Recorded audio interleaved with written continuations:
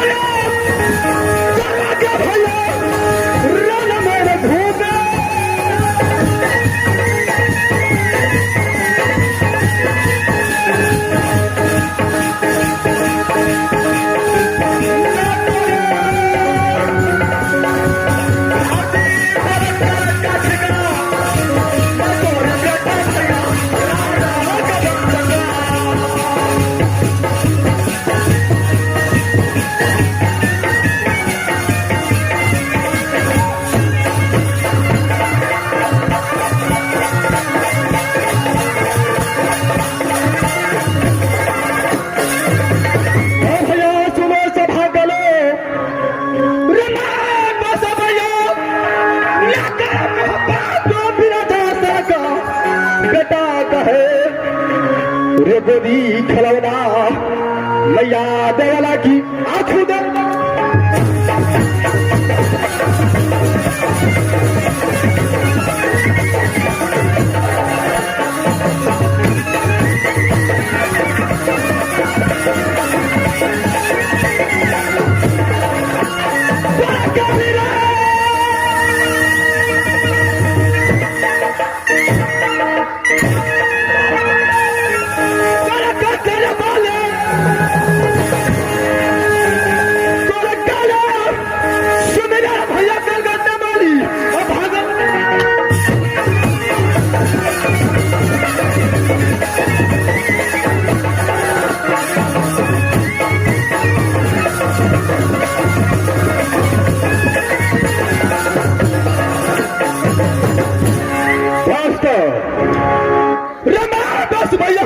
का बस बजराज मोहब्बत को जो पी जा सरकार गोदी खिलौना माँ देवला की गोदी खिलौना माँ देवला का जो खुद उधर से खुद ना बदलसी करता है अरे सुल्ला चर्चा यल बेला को सुल्ला चर्चा यल बेला को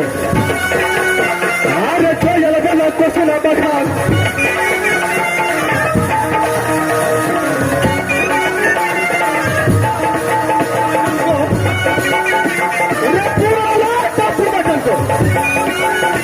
अरे पश्चिम लूटा जिला नेपाल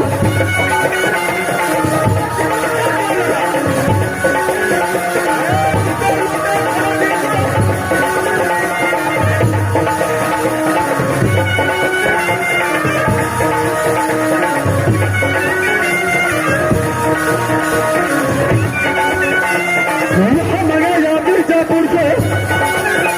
यहाँ मंगाया मिर्जापुर से 316 रागर से मर गए 316 रागर से मर गए 16 रागर बीमार 16 रागर बीमार पावन बखारी कोयला जर गए पावन बखारी कोयला जर गए जगह न सफरा बगलू दल को जगह न सफरा बगलू दल को आग लगाया जलदमा को आग लगाया जलदमा को अरे झुम गई दुर्गा मई हरवाली झुम गई दुर्गा मई हरवाली 7 बहिन दुर्गा भाटी खाना 7 बहिन दुर्गा भाटी खाना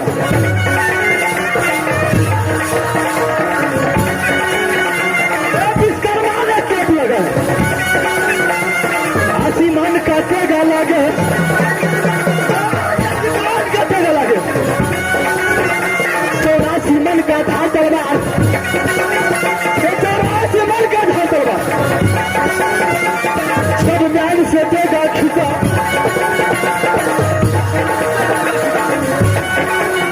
अरे धरती माता डगमग डोले धरती माता डगमग डोले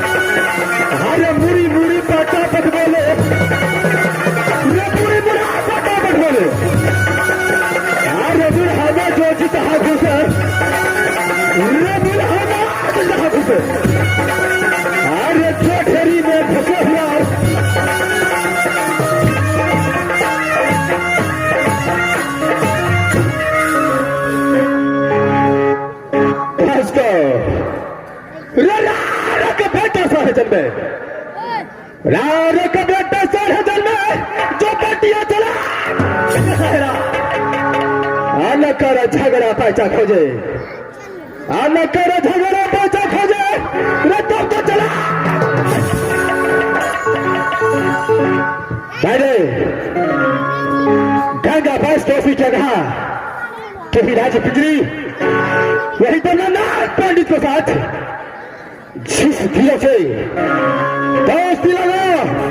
ऐसे दिनों से न जाने कितना किलो लूट कर खा कोई ठिकाना नहीं पड़ता है। लेकिन आज 6 महीना से बैठे बैठे 6 महीना से बैठे बैठे रजाल पान न हो गए जो